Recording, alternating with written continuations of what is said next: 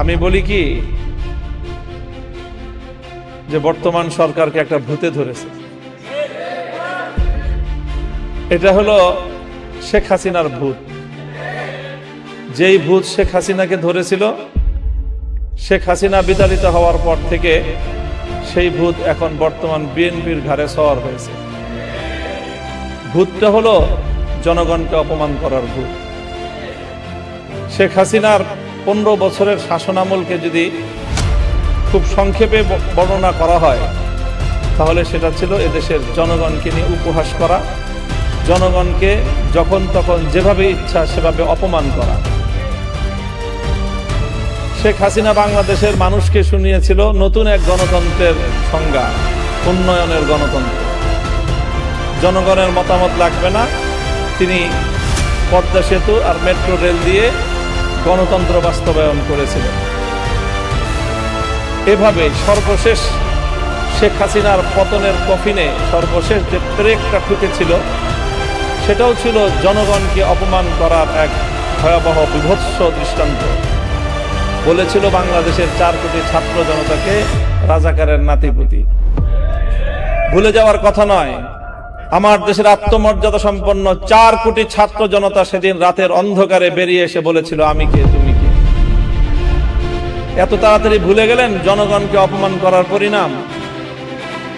সেই শেখ হাসিনার জনগণকে অপমান করার ভূত এসে সওয়ার হয়েছে এখন বিএনপির কাঁধে। এই জন্য বিএনপির পক্ষ থেকে একবার জনগণের সার্বভৌমত্বের প্যারালাল এনে দাঁড় করানো হয় তাদের 2/3 সংসদের এই সার্বভৌমত্বকে। এখানে সংসদে দাঁড়িয়ে গোটা জাতিকে মূর্খ সাব্যস্ত করা হয়। বলেন নাই উনি যে এদেশের জনগণ তারা যে গণভোটে ভোট দিয়েছে, না বুঝে ভোট দিয়েছে? গোটা দেশের জনগণকে মূর্খ সাব্যস্ত করেন। এরপরে উনি মাস্টার সাজেন এই মূর্খ জনগণকে বোঝানোর জন্য। উনি মাস্টার সেজে এদেশের সংসদের 300 সদস্যকে আর এই 300 সদস্য যারা গোটা দেশের জনগণের প্রতিনিধিত্ব করে তাদেরকে সংবিধান পড়ার মাস্টার সেজে। গাম্ভীর্যতার একটা সীমা থাকা উচিত।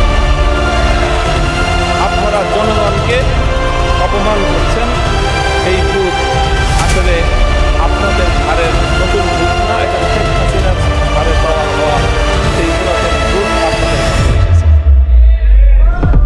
আল্লামা সাঈদী রহমতুল্লাহ আলাইহির একটা খুব আলোচিত দৃষ্টান্তর কথা বলে আলোচনা শেষ করছি।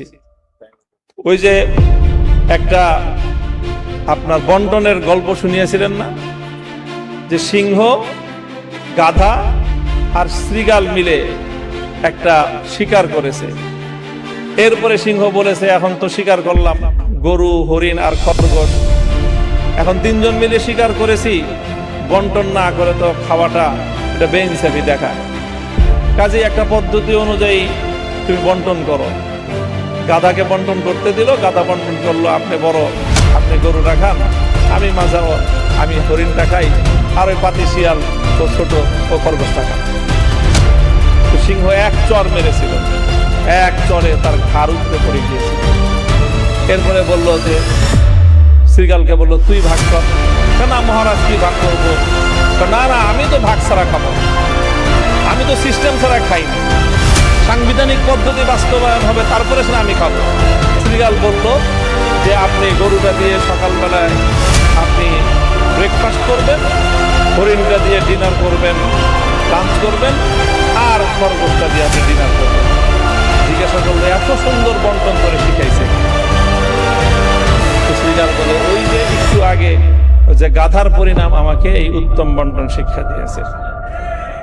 হাসিনার ভূত যার কাঁধে ভর করেছে তাদেরকে বলতে চাই, হাসিনাকে অনেক মানুষ বলতো যে খুব রাজনীতি বুঝে। আমি তখনই বলতাম যে হাসিনার মতো বেকুব রাজনীতিবিদ বাংলাদেশে দ্বিতীয় কেউ জন্ম নেয় না। 70 বছরের আওয়ামী লীগকে বাংলাদেশ থেকে ধ্বংস করে দিয়ে গিয়েছে শেখ হাসিনা।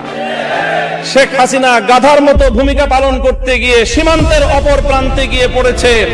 তোমরা শ্রীগালের মতো যদি সেই শেখ হাসিনার পথ অবলম্বন করার চেষ্টা করো, সেখান থেকে শিক্ষা গ্রহণ করো, তোমার পরিণাম ভিন্ন কিছু হবে না। ক্ষমতার মসনদে বসলে জনগণকে খুব ক্ষুদ্র মনে হয় না? ক্ষমতার মসনদে বসে শুনেছিলাম ইঁদুর নাকি নিজেকে সিংহের মতো ভাবে। আজকে বিএনপির অবস্থা দেখে মনে হচ্ছে তারা ক্ষমতার মসনদে বসার পর জনগণকে তারা ইঁদুর আর নিজেদেরকে সিংহের মতো ভাবছে। আমরা পরিষ্কার ভাষায় বলি, জনগণকে সম্মান করতে শিখো।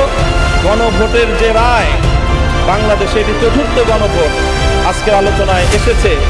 বাংলাদেশের তো নয়, বিশ্ব ইতিহাসে রেফারেন্ডাম এবং গণভোটকে এইভাবে উপেক্ষা করার কোনো দৃষ্টান্ত এবং নজির নাই। এই নতুন নজির সাব্যস্ত করে, নতুন নজির স্থাপন করে নিজেদেরকে ইতিহাসের আস্থা করে নিক্ষেপ করবেন না। শহীদ জিয়াউর রহমান, বেগম খালেদা জিয়ার বিএনপির প্রতি আমাদের এটা সর্বশেষ শুভকামনা। এরপরও যদি আমাদের আর কিছু বলতে হয়, আন্দোলনের মাঠে কথা হবে, রাজপথে আমরা তোমাদেরকে মোকাবেলা করবো ইনশাআল্লাহ।